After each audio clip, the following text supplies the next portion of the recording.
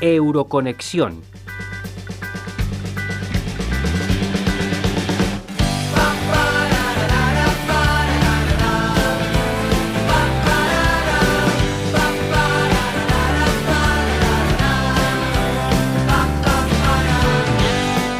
El pasado 9 de mayo, Día de Europa, el presidente del Parlamento Europeo, David Sassoli, el primer ministro de Portugal, António Costa, en nombre de la presidencia del Consejo, y la presidenta de la Comisión, Ursula von der Leyen, firmaron la declaración conjunta relativa a la conferencia sobre el futuro de Europa, con el objetivo de que los ciudadanos de la Unión participen con sus ideas en configurar el futuro de Europa.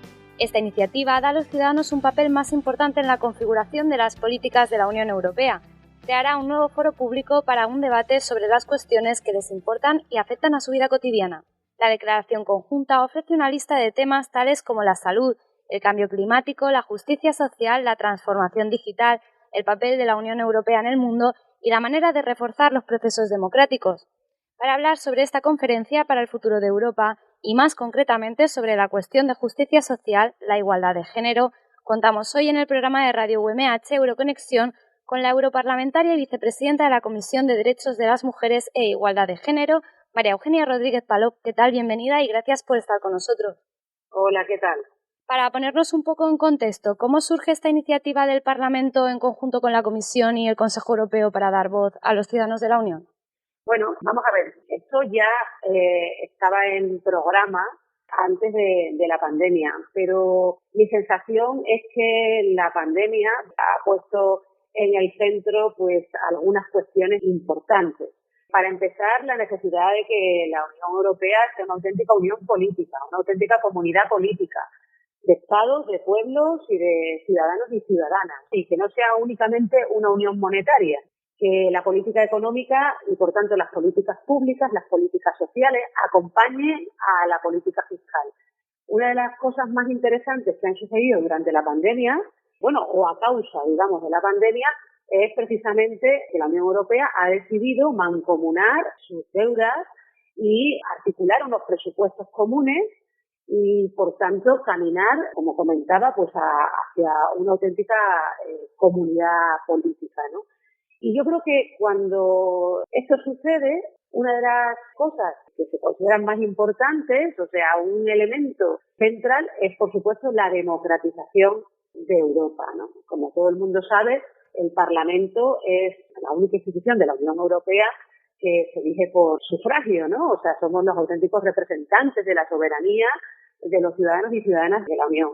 Y el resto de las instituciones no son, en este punto, representativas o no lo son de manera directa. Evidentemente son representativas porque ahí están los estados y los gobiernos, ¿no? Y esos son elegidos democráticamente, pero no hay una elección directa. Y hay una necesidad de profundizar la democracia en Europa, darle al Parlamento un protagonismo mayor y establecer mecanismos mejor articulados de participación y deliberación ciudadana.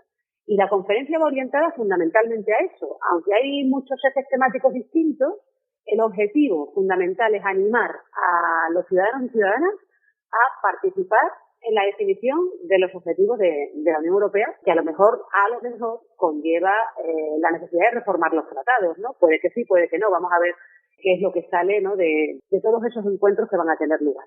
O sea, que diría que es algo programado antes de la pandemia, que la pandemia de alguna manera subraya y que va orientado sobre todo a la profundización democrática. Y concretamente, ya que la tenemos al teléfono, sobre la cuestión de igualdad de género, ¿en qué punto se encuentra ahora mismo la Unión en esta materia? Pues mira, yo soy muy optimista y te explico un poco. Cuando yo entré en la Comisión de FAM, la Comisión de Mujeres de la Unión Europea del Parlamento, mucha gente decía que era una comisión secundaria, que no tenía mucho peso, que no tenía capacidad legislativa, que de ahí no iba a salir mucho. Y sin embargo, lo que hemos visto es un giro de 180 grados en este sentido. Ursula von der Leyen incorporó, bien es cierto que con ciertas presiones, porque inicialmente yo creo que no estaba en su programa, ¿no? Pero finalmente incorporó la lucha por los derechos de las mujeres a su programa. La Comisión se ha hecho cargo de esto. Yo creo que históricamente se puede decir que casi, no voy a decir que sea la primera vez, ¿no? Pero de esa manera tan decidida, por primera vez, ¿no? O sea, que históricamente la Unión no ha tenido ese compromiso con la igualdad de género y los derechos de las mujeres que tiene en este momento. Y esto refleja varias cosas, ¿no? La estrategia de igualdad de género que hemos elaborado, pues el informe hace muy poco, el informe parlamentario se hizo hace muy poco, ya incorpora unos cambios interesantes respecto de la estrategia anterior. Por ejemplo, el Parlamento ha incorporado pues la necesidad de un pacto europeo por los cuidados, se ha hecho muchísimo más hincapié en la necesidad de que los Estados incorporen, apliquen la directiva de conciliación y, por tanto, se asume la necesidad de una corresponsabilidad en las tareas domésticas y de cuidados. Se habla de la necesidad de ratificar el convenio 189 de la OIT, que, como sabéis, pues lo que hace es darle a las trabajadoras domésticas los mismos derechos laborales que tiene cualquier otro trabajador o trabajadora. Es decir, se incorpora una visión que no es únicamente la del desarrollo de las mujeres en el espacio público, que esto ya lo teníamos más o menos asimilado, sino la interrelación que hay entre el espacio público y el espacio privado o doméstico, que es una cosa importantísima, porque buena parte de los problemas que las mujeres tienen en el espacio laboral, esa brecha salarial de la que tanto se habla, esa brecha de funciones, pues tiene que ver, como todo el mundo sabe, con que las mujeres son las que asumen su mayor parte de las tareas domésticas y de cuidado. Y por lo tanto, si queremos libertad e igualdad para las mujeres, tenemos que incidir tanto en el espacio privado como en el espacio público, ¿no? Y esto, por ejemplo, ya es un avance. Hay otra cuestión interesante, por ejemplo, la estrategia LGTBIQ que ha sacado la Comisión y la posición contundente que ha tenido la Comisión y Ursula von der Leyen frente a países como Hungría, que, como sabéis, pues hace nada sacó una ley para que no se pudiera hablar de la homosexualidad en las escuelas, o contra las zonas libres de ideología LGTBIQ en Polonia, ¿no? El propio Parlamento ha elaborado algunas resoluciones a este respecto. Y, por ejemplo, en relación al aborto, ayer mismo, y esto sí que es histórico, se aprobó con la oposición de la derecha, no solo de la extrema derecha, sino también de la derecha centrada, porque, por ejemplo, en el caso español, tanto el Partido Popular como Vox votaron en contra, se aprobó una resolución para defender el derecho al aborto legal y seguro en toda la Unión Europea. Y yo creo que la Comisión, no solo el Parlamento, la Comisión está completamente comprometida con esto. ¿Dónde está el escollo? El escollo está en el Consejo, donde se sientan los Estados y donde, como sabéis, se decide todo por unanimidad. Ahí se sientan gobiernos como el de Hungría o Polonia, que son abiertamente misóginos y homófobos y que se han convertido en una piedra en el zapato para la evolución en los derechos de las mujeres, ¿no? Y de hecho, hay una directiva, que es aquella que todo el mundo conoce, ¿no? La directiva del 60-40 en los consejos de administración de las empresas, ¿no? Que haya al menos un 40% de mujeres en el consejo de administración. Esa directiva lleva años paralizada en el consejo, justamente porque hay determinados gobiernos que no asumen, no ya digo las reivindicaciones feministas, sino que no asumen la defensa de los derechos de las mujeres como un eje central, ¿no?, de su política de derechos humanos. Y ahí es donde está verdaderamente el escollo. Yo podría decir que hoy, tanto el Parlamento como la Comisión están comprometidos con los derechos de las mujeres, pero lamentablemente creo que esto el Consejo lo frena porque hay estados concretos, gobiernos, vamos a decir más que estados, ¿no?, gobiernos que se oponen, ¿no?, a esos derechos. Además de estos frenos que nos cuenta que ponen estos gobiernos, ¿se ha experimentado algún retroceso en los últimos años?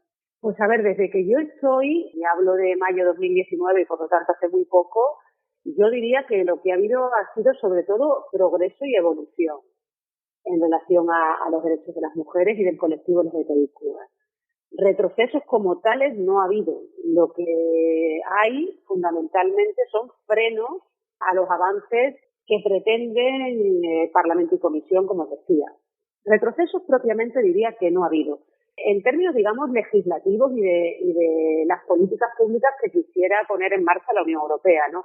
Ahora, retrocesos reales, claro, lamentablemente sí que los ha habido porque la pandemia ya nos ha demostrado, como ha pasado siempre y en todas las crisis, que si alguien pierde, pues son las mujeres, ¿no? Y que las mujeres vamos a dar un paso atrás en términos de derechos laborales y derechos sociales, que la brecha salarial se va a incrementar y si alguien se tiene que marchar a casa en un momento crítico, pues son las mujeres. Yo creo que en términos reales sí que ha habido retrocesos. Por ejemplo, también lo hemos visto con la violencia, ¿no? Yo creo que legislativamente y en políticas públicas estamos muy avanzados. Por ejemplo, España es un país en ese sentido bastante ejemplar, porque nosotros tenemos una ley de violencia de género desde el 2004 y después tenemos un pacto de Estado contra la violencia de género que mejora notablemente esa ley, ¿no? Esto no pasa en todos los estados de la Unión Europea, ¿no? Pero sí es verdad que hay un compromiso para luchar contra la violencia de género. Te pongo un ejemplo. Estamos ahora mismo discutiendo, y va a salir adelante seguro, la reforma del artículo 83 de los tratados para incorporar la violencia de género como un eurodelito. Esto puede ser un avance importante porque eso sería la base de una directiva integral contra las violencias machistas que pudiera existir eventualmente a futuro en la Unión Europea. Lo que quiero decir con esto es que las luchas por los derechos de las mujeres en términos legislativos y de políticas públicas sufren más avances que retrocesos, pero la realidad pues no es siempre favorable a las mujeres. Y se acaba el tema de la violencia de género porque hemos visto, ¿no?, asesinatos pues prácticamente a diario en España desde que se levantó el estado de alarma, ¿no? Y estamos viendo pues algunos retrocesos reales en relación al derecho al aborto pues en Polonia e incluso en España, porque estamos viendo ya como tanto Vox como el Partido Popular empiezan a incorporar la lucha contra el derecho al aborto como un eje central de su programa, ¿no?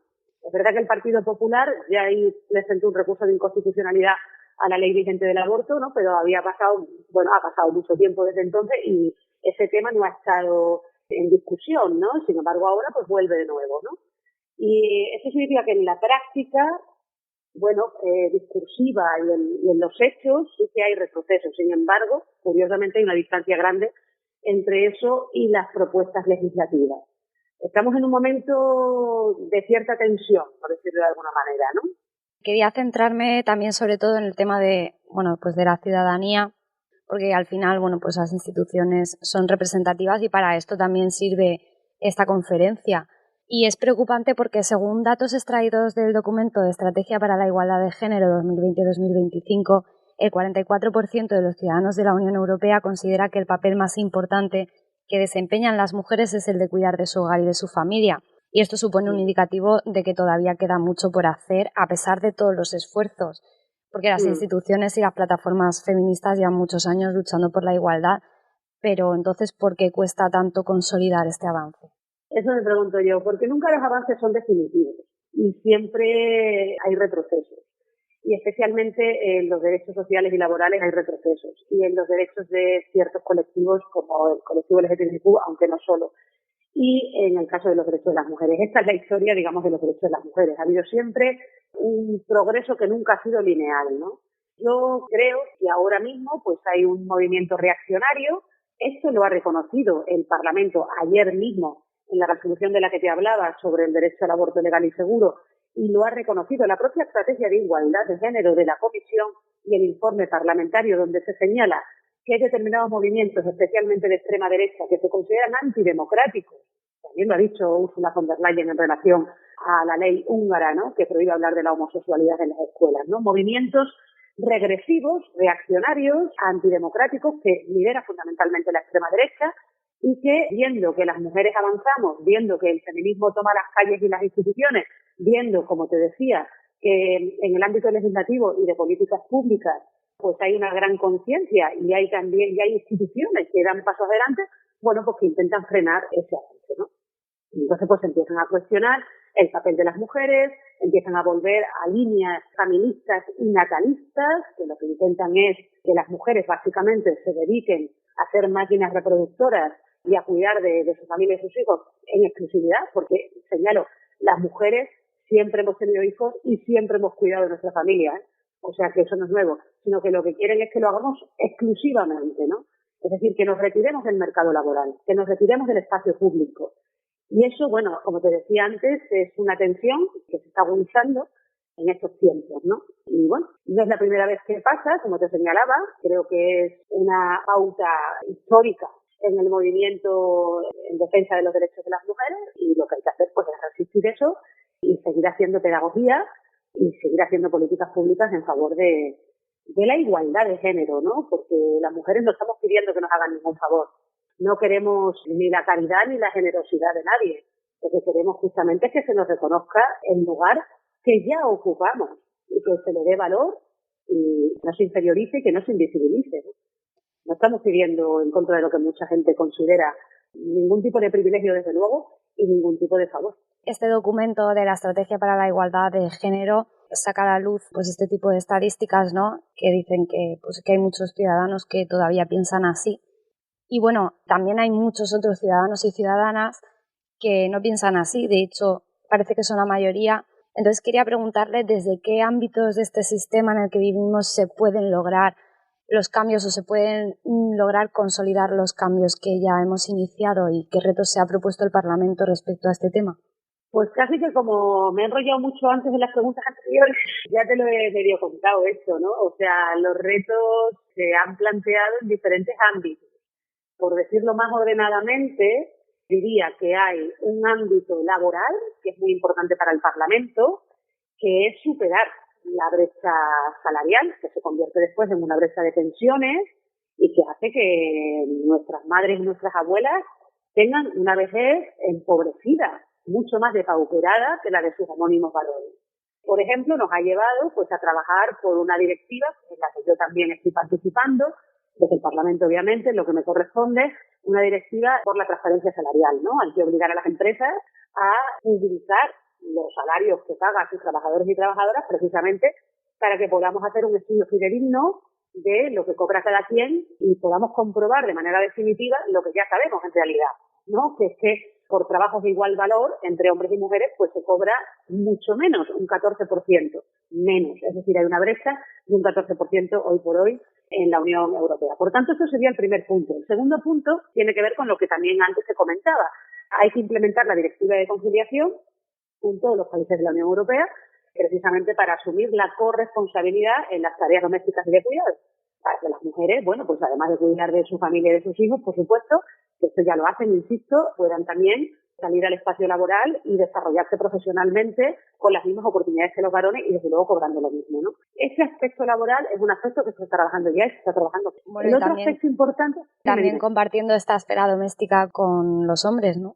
Hombre, no, claro, cuando hablo de corresponsabilidad hablo de que los hombres entren en el espacio privado, claro. La Directiva de Conciliación, en principio, se orienta pues a eso, ¿no? También, evidentemente, hacen falta servicios públicos, ¿no? Guarderías, centros de día, residencias para mayores, porque las mujeres no solamente se ocupan de criar a los niños, ¿no? O de educarles, sino que también se ocupan de los mayores y de las personas dependientes. Por lo tanto, ahí el Estado, la Administración, tiene también algo que decir, ¿no? No solamente se trata de corresponsabilidad y de directivas de conciliación para articular una vida privada entre hombres y mujeres, sino que también en el espacio público tiene que haber una reordenación, ¿no? Entonces eso es importante. Y después está la cuestión de la violencia. Nosotras estamos luchando para que la Unión Europea ratifique el Convenio de Estambul, algo que no hemos conseguido, porque, insisto, como decía antes, hay determinados gobiernos que no solamente no lo han ratificado, sino que además no quieren que lo ratifique la Unión Europea. Y algunos que lo han ratificado, como Polonia, como el gobierno polaco, bueno, pues se quiere salir, como ya hizo Turquía, ¿no? Entonces, como ya vemos que con el escollo del Consejo esta ratificación no va a ser posible, pues la idea es, como te comentaba también antes, sacar adelante una directiva integral contra la violencia machista, contra todo tipo de violencia, cuya base va a ser esa reforma del artículo 83 de los tratados, sobre la que también te comentaba, en la que se califica la violencia de género como delito. O sea, hay también un eje de lucha contra las violencias que es importante, donde también se están dando avances y donde hay, por supuesto, unos objetivos y un horizonte, ¿no? Y bueno, te diría que hoy el trabajo más exhaustivo, por decir, del Parlamento está centrado en esos dos elementos. Los ciudadanos y ciudadanas de la Unión Europea podrán votar propuestas con respecto a este tema y también realizar otras propuestas con respecto a igualdad de género y otros muchos temas de importancia como salud pública, cambio climático, medio ambiente, migración y otros desde la página futureu.europa.eu. ¿Cuál será el siguiente paso en el Parlamento Europeo tras conocer estas propuestas? Pues mira, la conferencia se basa, o sea, lo que finalmente se va a discutir en la plenaria y se va a elevar al cuerpo ejecutivo de la conferencia, va a proceder de diferentes fuentes. Una es esta plataforma de la que tú hablas, donde todos los ciudadanos y ciudadanas que quieran, organizados o no, pueden votar propuestas, plantear propuestas, pueden organizar eventos de diverso tipo y subir ahí sus conclusiones, y esa es una fuente. Otra fuente son los paneles ciudadanos, que son 4 y que están compuestos por ciudadanos elegidos al azar, evidentemente considerando determinados criterios que garanticen la pluralidad y la interseccionalidad, o sea que no van a ser todos de una edad, no van a ser todos de una región, sino que se van a combinar, aunque hay una clara preponderancia de las personas jóvenes, de 16 a 25 años, porque creo, si no me equivoco, constituyen un tercio de esos ciudadanos elegidos al azar, ¿no? Que se van a distribuir en 4 paneles, y esos paneles van a aglutinar pues esos 9 ejes sobre los que tú comentabas antes, al principio, ¿no? En la introducción, y ahí esos ciudadanos van a trabajar esos ejes. De cada panel tiene 200 ciudadanos y ciudadanas, y se van a escoger a 20 que van a ir a la plenaria y que van a trabajar con los working groups, que son grupos de trabajo sobre cada uno de esos ejes en los que estamos incorporados los europarlamentarios y europarlamentarias. Y con todo ese engrudo, por decirlo de alguna manera, ¿no?, de la plataforma, los paneles y los working groups, se van a trabajar esos ejes, esos 9 temas, y de ahí se van a traer unas conclusiones que se van a llevar al plenario. Y el plenario las va a trabajar, y esto se va a elevar al cuerpo ejecutivo, donde están, bueno, pues los copresidentes de los diferentes grupos parlamentarios, el presidente de la comisión, Parlamento y Consejo, en fin.